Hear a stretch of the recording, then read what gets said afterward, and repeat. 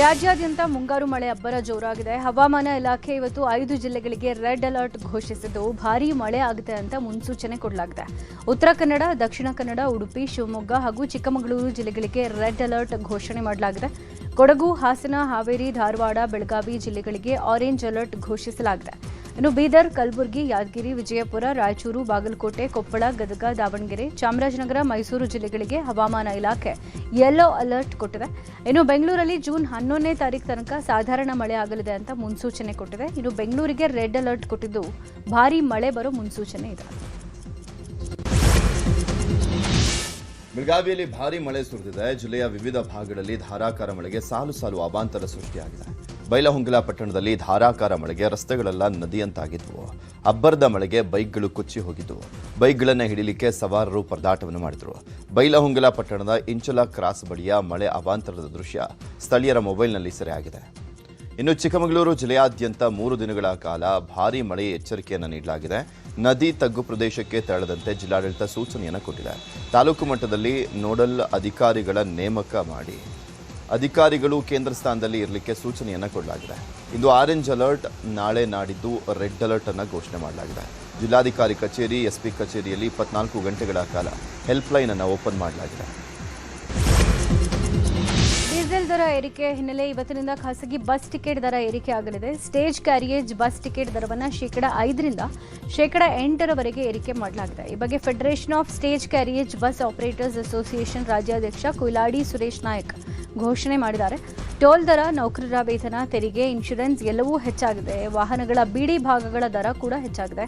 ರಾಜ್ಯದಲ್ಲಿ ಸುಮಾರು 5,000ಕ್ಕೂ ಅಧಿಕ ಖಾಸಗಿ ಬಸ್ಗಳಿವೆ. ಇದಕ್ಕಾಗಿ ರೇಟ್ ಹೆಚ್ಚಳ ಮಾಡಲಾಗಿದೆ ಅಂತ ಹೇಳಿದರು. ರಾಜ್ಯಕ್ಕೆ ಅನುಗುಣವಾಗುವ ಹಾಗೆ ಶೇಕಡ 3ರಿಂದ 8%ವರೆಗೆ ಹಾಲಿ ದರವನ್ನು ಪರಿಷ್ಕರಣೆ ಮಾಡಿ ಹೊಸ ದರವನ್ನು ಜಾರಿ ಮಾಡ್ತಾ ಇದೆ. ಕಳೆದ ಹಲವಾರು ದಿನದಿಂದ 8 ರೂಪಾಯಿ ಚಿಲ್ಲರೆ ಡೀಸೆಲ್ ದರ ಜಾಸ್ತಿ ಆಗಿದೆ. 1 ವರ್ಷದ ಹಿಂದೆ ರಾಜ್ಯ ಸರ್ಕಾರ 3 ರೂಪಾಯಿ ಜಾಸ್ತಿ ಮಾಡಿದೆ.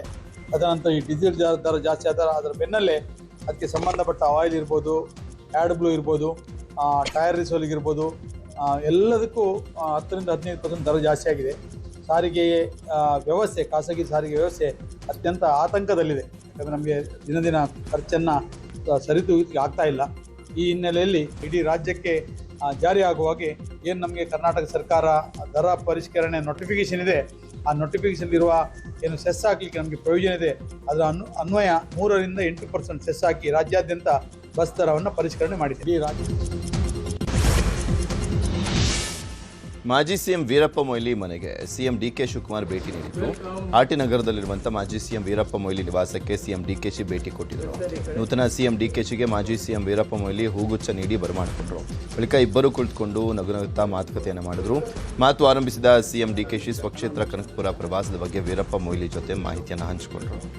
ಆ ಬಳಿಕ ಮಾತನಾಡಿದಂಥ ಸಿಎಂ ಡಿಕೆ, ಎಲ್ಲ ಮಾಜಿ ಸಿಎಂಗಳ ನಿವಾಸಕ್ಕೂ ಹೋಗ್ತೇನೆ, ಬೊಮ್ಮಾಯಿ ನಿವಾಸಕ್ಕೂ ಹೋಗ್ತೀನಿ, ಹಾಗೂ ಕುಮಾರಸ್ವಾಮಿ ಸಮಯ ಕೊಟ್ಟರೆ ಅವರನ್ನು ಕೂಡ ಭೇಟಿ ಮಾಡ್ತೀನಿ ಅಂತ ಹೇಳಿದರು.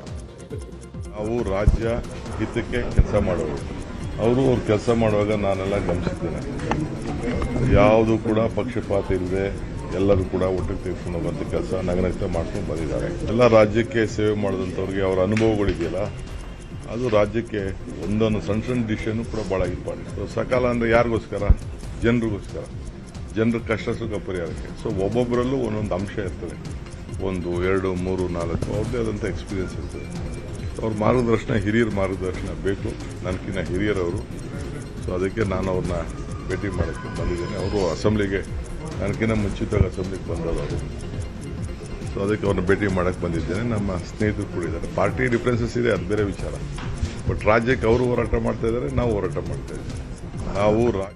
ಮಾಜಿ ಸಿಎಂ ವೀರಪ್ಪ ಮೊಯ್ಲಿ ಭೇಟಿ ಬಳಿಕ ಸಿಎಂ ಡಿಕೆ ಶಿವಕುಮಾರ್ ಸಂಸದ ಜಗದೀಶ್ ಶೆಟ್ಟರ್ ಅವರನ್ನ ಆರ್ಟಿ ನಗರದ ನಿವಾಸದಲ್ಲಿ ಭೇಟಿಯಾದರು. ಈ ಬಳಿಕ ಡಾಲರ್ಸ್ ಕಾಲೋನಿಯ ಮಾಜಿ ಸಿಎಂ ಸದಾನಂದ ಗೌಡರ ನಿವಾಸಕ್ಕೂ ಸಿಎಂ ಭೇಟಿಯನ್ನು ಕೊಟ್ಟರು. ಸಚಿವ ಕೃಷ್ಣ ಬೈರೇಗೌಡ ಅವರ ಖಾತೆ ಕಗ್ಗಂಟು ಬಗೆಹರಿದಿಲ್ಲ. ಬೆಂಗಳೂರು ನಗರಾಭಿವೃದ್ಧಿ ಖಾತೆಗೆ ಕೃಷ್ಣ ಬೈರೇಗೌಡ ಅಸಮಾಧಾನ ವ್ಯಕ್ತಪಡಿಸಿದ್ದಾರೆ. ಬೆಂಗಳೂರು ನಗರಾಭಿವೃದ್ಧಿ ಖಾತೆಯಲ್ಲಿ ಬಿಡಿಎ ಬಿಎಂಆರ್ಡಿ ಸೇರ್ಪಡೆ ಮಾಡದೇ ಇರೋದಕ್ಕೆ ಅಸಮಾಧಾನಗೊಂಡಿರೋ ಕೃಷ್ಣ ಬೈರೇಗೌಡ ಅಧಿಕಾರವನ್ನು ಇನ್ನೂ ವಹಿಸಿಕೊಂಡಿಲ್ಲ. ಪೂರ್ಣ ಖಾತೆಗಾಗಿ ಕೃಷ್ಣ ಬೈರೇಗೌಡ ಏಕಾಂಗಿ ಹೋರಾಟ ಮಾಡ್ತಾ ಇದ್ದಾರೆ. ಬಿಡಿಎ ಬಿಎಂಆರ್ಡಿ ಸೇರ್ಪಡೆಗೆ ಸಿಎಂ ಡಿಕೆಶಿ ಒಪ್ತಾ ಇಲ್ಲ. ಇತ್ತ ಸಿದ್ದರಾಮಯ್ಯ ಟೀಮ್ ಕೂಡ ಸೈಲೆಂಟ್ ಆಗಿಬಿಟ್ಟಿದೆ. ಕೆಬಿಜಿ ಮನವಿಗೆ ರಣದೀಪ್ ಸಿಂಗ್ ಸುರ್ಜೇವಾಲಾ ಕೂಡ ಸ್ಪಂದಿಸಿಲ್ಲ. ಹೀಗಾಗಿ ಪೂರ್ಣ ಪ್ರಮಾಣದ ಖಾತೆಗೆ ದಾರಿ ಯಾವುದಪ್ಪ ಅಂತ ಚಿಂತೆಯಲ್ಲಿ ಕೃಷ್ಣ ಬೈರೇಗೌಡ ಇದ್ದಾರೆ.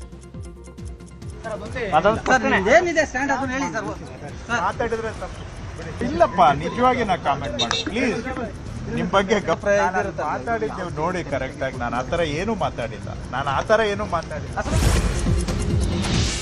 ನೂತನ ಸಚಿವ ಸಂಪುಟದಲ್ಲಿ ಬೆಳಗಾವಿ ಜಿಲ್ಲೆಗೆ ಇನ್ನೊಂದು ಸಚಿವ ಸ್ಥಾನ ನೀಡುವ ವಿಚಾರಕ್ಕೆ ಬೆಳಗಾವಿಯಲ್ಲಿ ಸಚಿವ ಸತೀಶ್ ಜಾರಕಿಹೊಳಿ ಪ್ರತಿಕ್ರಿಯೆ ಕೊಟ್ಟಿದ್ದಾರೆ. ಸಚಿವ ಸಂಪುಟದಲ್ಲಿ ಒಮ್ಮೆಲೆ ಸಚಿವ ಸ್ಥಾನ ಕೊಡ್ಲಿಕ್ಕಾಗಲ್ಲ, ಹಂತ ಹಂತವಾಗಿ ಸಚಿವ ಸ್ಥಾನಗಳನ್ನು ಕೊಡ್ತಾರೆ. ಪಕ್ಷ ನಮಗೆ ಎಷ್ಟು ಪ್ರಾಮುಖ್ಯತೆ ಕೊಡಬೇಕು ಅದನ್ನು ಕೊಟ್ಟಿದೆ. ಇನ್ನು ಬಹಳಷ್ಟು ಜನ ಇದ್ದಾರೆ, ಸ್ಥಾನಮಾನ ಸಿಗುತ್ತೆ, ಕಾಯೋಣ ಅಂತ ಹೇಳಿದ್ದಾರೆ. ನನಗೆಲ್ಲ ಕೊಡ್ತಾರೆ, ಸ್ಟೆಪ್ ಬೈ ಸ್ಟೆಪ್ ಕೊಡ್ತಾರೆ. ಒಂದೇ ಸಾರಿ ಎಲ್ಲ ಕೊಡ್ಲಿಕ್ಕೆ ಆಗೋಲ್ಲ. ಪಕ್ಷ ನಮ್ಗೆ ಎಷ್ಟು ಪ್ರಾಮುಖ್ಯತೆ ಕೊಡಬೇಕು ಅಷ್ಟು ಕೊಡ್ತಾ ಇದೆ, ಕೊಟ್ಟಿಲ್ಲದೇನಿಲ್ಲ.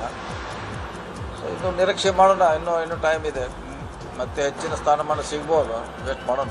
ನೋಡಿ, ಫಸ್ಟ್ ಟೈಮ್ ಕೊಟ್ಟಾಗನು ಮೊದಲನೇ ಪಟ್ಟಿಯಲ್ಲಿ ನಮ್ಮ ಹೆಸರು ಬಂತು, ಟಾಪ್ 5 ಇವು ಕೂಡ ಮೊದಲನೇದಲ್ಲಿ ಟಾಪ್ 6 ಕೊಟ್ಟಿದ್ದಾರೆ. ಸೊ ಈಗ ನಮಗೇನ ಎಷ್ಟು ಗೌರವ ಕೊಡಬೇಕಾ ಪಕ್ಷ ಅಷ್ಟು ಕೊಟ್ಟಿದೆ. ಇನ್ನೂ ನಿರೀಕ್ಷೆ ಭಾಳಷ್ಟು ನಿರೀಕ್ಷೆ ಇದೆ, ಅದಕ್ಕೆ ಟೈಮ್ ಬೇಕಾಗ್ತದೆ. ಗ್ಯಾರಂಟಿ ಯೋಜನೆ ಅನುಷ್ಠಾನ ಸಮಿತಿಯ ಉಪಾಧ್ಯಕ್ಷರಾಗಿದ್ದ ಸೂರಜ್ ಹೆಗ್ಡೆ ನಿಧನಕ್ಕೆ ಸಿಎಂ ಡಿಕೆ ಶಿವಕುಮಾರ್, ಡಿಸಿಎಂ ಪರಮೇಶ್ವರ್ ಹಾಗೂ ಕಾಂಗ್ರೆಸ್ನ ಎಲ್ಲ ನಾಯಕರು ಅಂತಿಮ ದರ್ಶನ ಪಡೆದು ಕಂಬನಿ ಮಿಡಿದಿದ್ದಾರೆ. ಇವತ್ತು ಬೆಳಗ್ಗೆ 11 ಗಂಟೆಗೆ ಬೆಂಗಳೂರಿನ ಹೆಬ್ಬಾಳದಲ್ಲಿ ಅಂತಿಮ ಸಂಸ್ಕಾರ ನೆರವೇರಲಿದೆ. ಸಿಎಂ ಡಿಕೆಶಿ ಭಾಗಿಯಾಗಲಿದ್ದಾರೆ. ಅರಸು ಮನೆತನದ ವಿಧಿವಿಧಾನಗಳೊಂದಿಗೆ ಅಂತಿಮ ಸಂಸ್ಕಾರ ನೆರವೇರಲಿದೆ. ಸೂರಜ್ ಹೆಗ್ಡೆ ಮಾಜಿ ಮುಖ್ಯಮಂತ್ರಿ ದೇವರಾಜ ಅರಸವರ ಮೊಮ್ಮಗನಾಗಿದ್ದು ಕೆಪಿಸಿಸಿಯ ಉಪಾಧ್ಯಕ್ಷರಾಗೂ ಕಾರ್ಯನಿರ್ವಹಿಸಿದರು. ಡಾಲರ್ಸ್ ಕಾಲೋನಿಯಲ್ಲಿ ಸೂರಜ್ ಹೆಗ್ಡೆ ಅಂತಿಮ ದರ್ಶನ ಪಡೆದ ಬಳಿಕ ಸಿಎಂ ಡಿಕೆ ಶಿವಕುಮಾರ್ ಪ್ರತಿಕ್ರಿಯೆ ಕೊಟ್ಟಿದ್ದಾರೆ. ಸೂರಜ್ ಆತ್ಮೀಯ ಸ್ನೇಹಿತ, ನಮ್ಮ ಪಕ್ಷಕ್ಕೆ ನಿಷ್ಠಾವಂತ ಕಾರ್ಯಕರ್ತರು, ಬಹಳ ವಿರಳ ವ್ಯಕ್ತಿ. ಯಾವುದೇ ಜವಾಬ್ದಾರಿ ಇದ್ರೂ ಅಚ್ಚುಕಟ್ಟಾಗಿ ನಿರ್ವಹಣೆ ಮಾಡ್ತಾ ಇದ್ರು. ಎಐಸಿಸಿ ಸೆಕ್ರೆಟರಿಯಾಗಿ ರಾಹುಲ್ ಗಾಂಧಿಗೆ ಅಸಿಸ್ಟ್ ಕೂಡ ಮಾಡಿದ್ರು. ಬುದ್ಧಿವಂತ, ನಿಷ್ಠಾವಂತ ಕಾರ್ಯಕರ್ತನನ್ನ ಕಳ್ಕೊಂಡಿದ್ದೀವಿ. ಅವರ ಆತ್ಮಕ್ಕೆ ಶಾಂತಿ ಸಿಗಲಿ ಅಂತ ಸಂತಾಪ ಸೂಚಿಸಿದರು. ಸೂರಜ್ ಹೆಗ್ಡೆ ಅವರು ನನ್ನ ಆತ್ಮೀಯ ಒಬ್ಬ ಸ್ನೇಹಿತ. ದೇವರಾಜ ಅರಸು ಅವರ ರಾಜಕೀಯದ ಕುಡಿ. ಅವರ ತಂದೆ ಕೂಡ ನಾನು ಬಲ್ಲೆ ಅವ್ರನ್ನ. ಅವರು ಕೂಡ ವಿದ್ಯಾರ್ಥಿ ನಾಯಕರುಗಳನ್ನು ತಯಾರು ಮಾಡ್ತಾ ಇದ್ರು, ಎಂ ಡಿ ನಟರಾಜ್ ಅವರು. ಈ ನಮ್ಮ ಪಕ್ಷಕ್ಕೆ ಇಂಥ ನಿಷ್ಠಾವಂತ ಕಾರ್ಯಕರ್ತರು ಬಹಳ ವಿರಳ. ಹಿಂದೆ ಎಸಿ ಸೆಕ್ರೆಟರಿ ಕೂಡ ರಾಹುಲ್ ಗಾಂಧಿ ಅವರಿಗೆ ಅಸಿಸ್ಟ್ ಮಾಡ್ತಾ ಇದ್ರು. ನಮ್ಮ ಗ್ಯಾರಂಟಿ ಸಮಿತಿಗೆ ಉಪಾಧ್ಯಕ್ಷರಾಗಿ ಕ್ಯಾಬಿನೆಟ್ ಸ್ಟೇಟ್ ಮಿನಿಸ್ಟರ್ ಸ್ಟೇಟಸ್ನಲ್ಲಿ ಸಂಘಟನೆ ಮಾಡ್ತಾ ಇದ್ರು. ಯಾವ ಸರಳತೆ, ಸಜ್ಜನತೆ, ಯಾವಾಗಲೂ ಕೂಡ ನಗನಗ್ತಾ, ಯಾವ ಅಧಿಕಾರನೂ ಯಾವತ್ತೂ ಅವ್ರು ಕೇಳಿದವರಲ್ಲ. ನಿಷ್ಠಾವಂತ ಕಾರ್ಯಕರ್ತರನ್ನು, ಮುಖಂಡರನ್ನು ನಾವು ಕಳ್ಕೊಂಡಿದ್ದೇವೆ. ನಾವು ಕೂಡ ಈ ಕುಟುಂಬಕ್ಕೆ ನಮ್ಮ ಕೈಯಲ್ಲಿ ಏನು ಶಕ್ತಿ ತುಂಬಲಿಕ್ಕೆ ಸಾಧ್ಯನೋ ಅವ್ರ ಹತ್ರ ಮುಂದಿನ ದಿನದಲ್ಲಿ ಮಾತಾಡೋ ಕೆಲಸ ಮಾಡ್ತೇವೆ. ಚಿಕ್ಕಬಳ್ಳಾಪುರ ಶಾಸಕ ಪ್ರದೀಪ್ ಈಶ್ವರ್ ಅಧಿಕಾರಿಗಳನ್ನು ಕರೆದುಕೊಂಡು ಗ್ರಾಮಗಳಿಗೆ ಭೇಟಿಯನ್ನು ಕೊಟ್ಟಿದ್ದರು. ಮಂಚೇನಹಳ್ಳಿ ತಾಲೂಕಿನ ದೇವಕೊಂಡನಹಳ್ಳಿ ಹಾಗೂ ನಾಗರಬಾವಿ ಗ್ರಾಮಗಳಿಗೆ ಅಧಿಕಾರಿಗಳ ಜೊತೆ ತೆರಳಿ ಜನರ ಸಮಸ್ಯೆಗಳನ್ನು ಆಲಿಸಿದ್ದಾರೆ. 3 ಕೋಟಿ ರೂಪಾಯಿ ವೆಚ್ಚದಲ್ಲಿ 2 ಗ್ರಾಮಗಳಿಗೆ ಸಂಪರ್ಕಿಸುವ ರಸ್ತೆಗೆ ಗುದ್ದಲಿ ಪೂಜೆಯನ್ನು ಮಾಡಿದರು. ಮುಖ್ಯಮಂತ್ರಿ ಡಿಕೆ ಶಿವಕುಮಾರ್ ಮುಖ್ಯ ಸಲಹೆಗಾರನಾಗಿ ಸುನೀಲ್ ಕನಗೋಳು ಅವರನ್ನು ನೇಮಕ ಮಾಡಲಾಗಿದೆ. ಸಂಪುಟ ದರ್ಜೆಯ ಸಚಿವರ ಸ್ಥಾನಮಾನದೊಂದಿಗೆ ಲಭ್ಯವಿರುವ ಎಲ್ಲ ಸೌಲಭ್ಯಗಳನ್ನು ನೀಡಿ ಸರ್ಕಾರ ಆದೇಶ ಹೊರಡಿಸಿದೆ. ಈ ಹಿಂದೆ ಸಿದ್ದರಾಮಯ್ಯ ಸಿಎಂ ಆಗಿದ್ದಾಗ ಮುಖ್ಯ ಸಲಹೆಗಾರರಾಗಿ ಸುನೀಲ್ ಕನಗೋಳು ಕಾರ್ಯನಿರ್ವಹಿಸಿದರು. ರಾಜ್ಯದಲ್ಲಿ ಕಾಂಗ್ರೆಸ್ ಅಧಿಕಾರಕ್ಕೆ ಬರುವಲ್ಲಿ ಪ್ರಮುಖ ಪಾತ್ರ ವಹಿಸಿದರು. ಮುಂದಿನ ಚುನಾವಣೆಗಳ ಗೆಲುವು ಹಾಗೂ ಸರ್ಕಾರದ ಪರ ಜನರ ಒಲವು ಬರೋ ರೀತಿಯಲ್ಲಿ ಕನಗೋಳು ಸಲಹೆಯಂತೆ ಸಿಎಂ ಡಿಕೆಶಿ ನಡೆಯಲಿದ್ದಾರೆ. ರಾಜ್ಯ ಗೃಹ ಇಲಾಖೆ ಒಂದಿಷ್ಟು ನಿಯಮಗಳನ್ನು ಕಟ್ಟುನಿಟ್ಟಾಗಿ ಪಾಲಿಸಲಿಕ್ಕೆ ಸೂಚನೆಯನ್ನು ಕೊಟ್ಟಿದೆ. ಕ್ಲಬ್ಗಳು, ಲಾಂಜ್, ರೆಸ್ಟೋರೆಂಟ್, ಪಬ್, ಬ್ರೇವರೀಸ್ ಹಾಗೂ ಬಾರ್ಗಳಲ್ಲಿ ಅಪ್ರಾಪ್ತರಿಗೆ ಎಂಟ್ರಿ ಇಲ್ಲ. ಬೆಂಗಳೂರಿನಲ್ಲಿ 4093 ವಿದ್ಯಾರ್ಥಿಗಳ ಅಧ್ಯಯನ ಮಾಡಿದಾಗ ಪ್ರತಿ 3ರಲ್ಲಿ 2 ಮದ್ಯ ಸೇವನೆ ಮಾಡ್ತಾ ಇರುವಂಥದ್ದು ಬೆಳಕಿಗೆ ಬಂದಿದೆ. ಸಮೀಕ್ಷೆಯಲ್ಲಿ ಭಾಗವಹಿಸಿದಂಥ 33% ಜನರು ಮದ್ಯಪಾನಕ್ಕೆ ದಾಸರಾಗಿದ್ದಾರೆ. ಸುಮಾರು 18% ಜನರು ತಂಬಾಕು ವ್ಯಸನಕ್ಕೆ ಒಳಗಾಗಿದ್ದಾರೆ. ಇದೇ ಕಾರಣಕ್ಕೆ ಅಪ್ರಾಪ್ತರ ಮೇಲೆ ನಿಗಾ ಇಡಲಿಕ್ಕೆ ಸೂಚನೆಯನ್ನು ಕೊಡಲಾಗಿದೆ. ಈ ಬಗ್ಗೆ ಸಚಿವ ಪ್ರಿಯಾಂಕ್ ಖರ್ಗೆ ಪೋಸ್ಟ್ ಮಾಡಿದ್ದಾರೆ. ನೂತನ ಗೃಹ ಸಚಿವರಾಗ್ತಾ ಇದ್ದಂತೆ ಕಮಿಷನರೇಟ್ ಸಭೆ ನಡೆಸಲಿಕ್ಕೆ ಹೋಮ್ ಮಿನಿಸ್ಟರ್ ಪ್ರಿಯಾಂಕ್ ಖರ್ಗೆ ಮುಂದಾಗಿದ್ದಾರೆ. ಇಂದು ಬೆಳಗ್ಗೆ 11 ಗಂಟೆಗೆ ನಗರ ಪೊಲೀಸ್ ಆಯುಕ್ತರ ಕಚೇರಿಯಲ್ಲಿ ಗೃಹ ಸಚಿವ ಪ್ರಿಯಾಂಕ್ ಖರ್ಗೆ ಸಭೆಯನ್ನ ಮಾಡಲಿದ್ದಾರೆ. ಕಮಿಷನರ್ ಸೀಮಂತ್ ಕುಮಾರ್ ಸಿಂಗ್ ಸೇರಿದಂತೆ ಎಲ್ಲ ಹಿರಿಯ ಪೊಲೀಸ್ ಅಧಿಕಾರಿಗಳು ಸಭೆಯಲ್ಲಿ ಭಾಗಿಯಾಗಲಿದ್ದಾರೆ. ಕಮಿಷನರೇಟ್ ವ್ಯಾಪ್ತಿಯಲ್ಲಿ ನಡೀತಾ ಇರುವಂತಹ ಭೂ ಮಾಫಿಯಾ, ಡ್ರಗ್ಸ್ ಕಂಟ್ರೋಲ್ ಹಾಗೂ ಸೈಬರ್ ಕ್ರೈಮ್ ಮತ್ತು ಕ್ರೈಮ್ ಕಂಟ್ರೋಲ್ ವಿಚಾರಕ್ಕೆ ಸಂಬಂಧಪಟ್ಟಂತೆ ಇನ್ನಿತರ ವಿಚಾರದ ಬಗ್ಗೆ ಚರ್ಚೆಯನ್ನು ಮಾಡಲಿದ್ದಾರೆ. ಕೇಂದ್ರ ಸಚಿವ ಎಚ್.ಡಿ. ಕುಮಾರಸ್ವಾಮಿ ಇವತ್ತು ಮಂಡ್ಯ ಪ್ರವಾಸ ಕೈಗೊಂಡಿದ್ದಾರೆ. ಮಂಡ್ಯ ಜಿಲ್ಲೆಯ ವಿವಿಧ ಗ್ರಾಮಗಳಲ್ಲಿ ಸಿಎಸ್ಆರ್ ಅನುದಾನದಲ್ಲಿ ನೂತನವಾಗಿ ನಿರ್ಮಾಣವಾದ ಸರ್ಕಾರಿ ಶಾಲಾ ಕಟ್ಟಡಗಳನ್ನು ಉದ್ಘಾಟಿಸಲಿದ್ದು ಪಕ್ಷದ ನಾಯಕರ ಜೊತೆಗೆ ಸಮಾಲೋಚನೆ ನಡೆಸಲಿದ್ದಾರೆ. ತಗ್ಗಹಳ್ಳಿ, ಕೀಲಾರ, ನಾಗಮಂಗಲ ಪ್ರವಾಸದ ಬಳಿಕ ಸಂಜೆ ವೇಳೆಗೆ ಬೆಂಗಳೂರಿಗೆ ವಾಪಸ್ ಪ್ರಯಾಣ ಬೆಳೆಸಲಿದ್ದಾರೆ. ಶಾಸಕ ಲಕ್ಷ್ಮಣ್ ಸವದಿಗೆ ಸಚಿವ ಸ್ಥಾನ ನೀಡಬೇಕು ಅಂತ ಗಾಣಿಗ ಸಮಾಜ ಒತ್ತಾಯವನ್ನು ಮಾಡಿದೆ. ವಿಜಯಪುರದಲ್ಲಿ ಮಾತನಾಡಿದಂಥ ಗಾಣಿಗ ಸಮಾಜದ ರಾಜ್ಯಾಧ್ಯಕ್ಷ ಹಾಗೂ ಜಿಲ್ಲಾ ಕಾಂಗ್ರೆಸ್ ಅಧ್ಯಕ್ಷ ಮಲ್ಲಿಕಾರ್ಜುನ್ ಲೋಣಿ, ಸ್ವತಂತ್ರ ಬಂದಾಗಿನಿಂದ ಕೂಡ ಕಾಂಗ್ರೆಸ್ ಪಕ್ಷದಲ್ಲಿ ಗಾಣಿಗ ಸಮಾಜಕ್ಕೆ ಸಚಿವ ಸ್ಥಾನ ಸಿಕ್ಕಿಲ್ಲ. ಈ ಹಿಂದೆ ಬಿಜೆಪಿಯಲ್ಲಿ ಲಕ್ಷ್ಮಣ್ ಸವದಿ ಚುನಾವಣೆಯಲ್ಲಿ ಸೋತರೂ ಕೂಡ ಉಪಮುಖ್ಯಮಂತ್ರಿ ಮಾಡಲಾಗಿತ್ತು. ಆದರೆ ಕಾಂಗ್ರೆಸ್ ಪಕ್ಷದಲ್ಲಿ ಅವರಿಗೆ ಸಚಿವ ಸ್ಥಾನದ ಭರವಸೆಯನ್ನು ಕೊಟ್ಟಿದ್ರು. ಈಗ ಡಿಕೆ ಶಿವಕುಮಾರ್ ಸಂಪುಟದಲ್ಲಿ ಸವದಿ ಅವರಿಗೆ ಸಚಿವ ಸ್ಥಾನ ನೀಡಬೇಕು. ಒಂದು ವೇಳೆ ಸಚಿವ ಸ್ಥಾನ ನೀಡದಿದ್ರೆ ನಾವು ಯಾವುದೇ ನಿರ್ಧಾರಕ್ಕೂ ಸಿದ್ಧ ಅಂತ ಎಚ್ಚರಿಕೆಯನ್ನು ಕೊಟ್ಟಿದ್ದಾರೆ.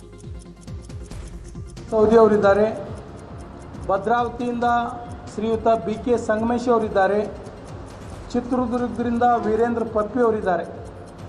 ಈ 3 ಜನ ಶಾಸಕರಲ್ಲಿ ಕನಿಷ್ಠ ಇಬ್ಬರನ್ನಾದರೂ ನೀವು ಸಚಿವರನ್ನಾಗಿ ಮಾಡಿರಿ ಅಂಥೇಳಿ ಆಶಾ ಭಾವನೆಯಿಂದ ನಾವು ಮಾನ್ಯ ಮುಖ್ಯಮಂತ್ರಿಗಳಲ್ಲಿ, ಮಾಜಿ ಮುಖ್ಯಮಂತ್ರಿಗಳಂಥ ಸನ್ಮಾನ್ಯ ಶ್ರೀ ಸಿದ್ದರಾಮಯ್ಯನವರಲ್ಲಿ ಮತ್ತು ಇವತ್ತಿನ ನೂತನ ಕಾಂಗ್ರೆಸ್ ಪಕ್ಷದ ರಾಜ್ಯಾಧ್ಯಕ್ಷರಾದಂಥ ಶ್ರೀಯುತ BK ಹರಿಪ್ರಸಾದ್ರವರಲ್ಲಿ ಮನವಿ ಮಾಡಿಕೊಳ್ತಾ ಇದ್ದೇವೆ.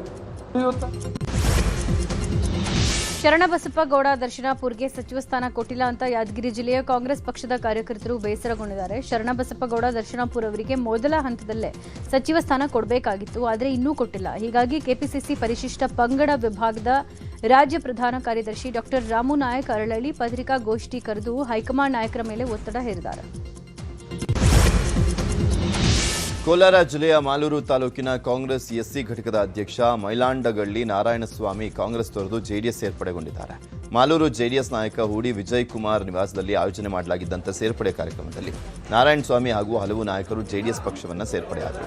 ಇದೇ ವೇಳೆ ಮಾತನಾಡಿದಂಥ ಮೈಲಾಂಡಹಳ್ಳಿ ನಾರಾಯಣಸ್ವಾಮಿ ಅವರು, ಮಾಲೂರು ತಾಲೂಕಿನಲ್ಲಿ ಭ್ರಷ್ಟಾಚಾರ ಮಿತಿಮೀರಿದೆ, ಆಡಳಿತ ವ್ಯವಸ್ಥೆ ಹದಗೆಟ್ಟಿದೆ, ನಮ್ಮ ಸ್ವಾಭಿಮಾನಕ್ಕೂ ಧಕ್ಕೆ ಆಗಿದೆ, ಹಾಗಾಗಿ ಜೆಡಿಎಸ್ ಪಕ್ಷಕ್ಕೆ ಬಂದಿರುವುದಾಗಿ ಹೇಳಿದರು. ಸೀನಿಯಾರಿಟಿ ಹೋಗ್ಬಿಡ್ತದೆ, ಅದು ಹೋಗ್ಬಿಡ್ತದೆ, ಇದು ಹೋಗ್ಬಿಡ್ತದೆ ಅಂತ. ಸೀನಿಯಾರಿಟಿ ಇಂಪಾರ್ಟೆಂಟ್ ಅಲ್ಲ, ಇಲ್ಲಿ ಕೆಲಸ ಇಂಪಾರ್ಟೆಂಟು, ವ್ಯಕ್ತಿ ಇಂಪಾರ್ಟೆಂಟು. ನಾನು ಮಾಡೋ ಕೆಲಸದಲ್ಲಿ ನಿಯತ್ತು, ಶ್ರದ್ಧೆ ಅನ್ನೋದಿದ್ರೆ ತಾನಾಗೆ ಸೀನಿಯಾರಿಟಿ ಬರ್ತದೆ. ಕಾಂಗ್ರೆಸ್ ಅಲ್ಲಿ ಇವತ್ತು ಭ್ರಷ್ಟಾಚಾರ ತುಂಬಿ ತುಳುಕ್ತಾ ಇದೆ.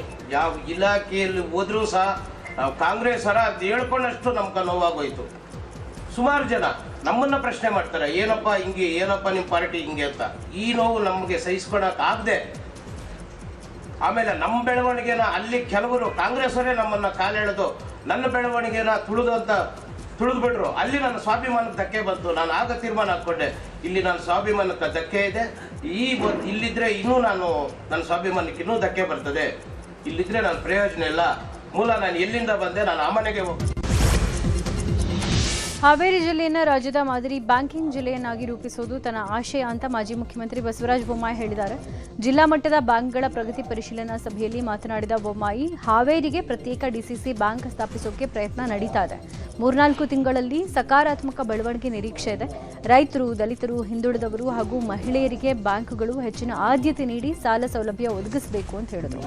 ಇನ್ನು ಗ್ರಾಮೀಣ ಪ್ರದೇಶಗಳಲ್ಲಿ ಹೊಸ ಬ್ಯಾಂಕ್ ಶಾಖೆಗಳನ್ನು ಆರಂಭಿಸುವುದು ಹಾಗೂ ಮುದ್ರಾ, ವಿಶ್ವಕರ್ಮ, ಸ್ವನಿಧಿ ಸೇರಿದಂತೆ ಕೇಂದ್ರದ ಯೋಜನೆಗಳನ್ನು ಹೆಚ್ಚಿನ ಜನರಿಗೆ ತಲುಪಿಸಬೇಕು ಅಂತ ಬ್ಯಾಂಕ್ ಅಧಿಕಾರಿಗಳಿಗೆ ಸೂಚನೆ ಕೊಟ್ಟರು.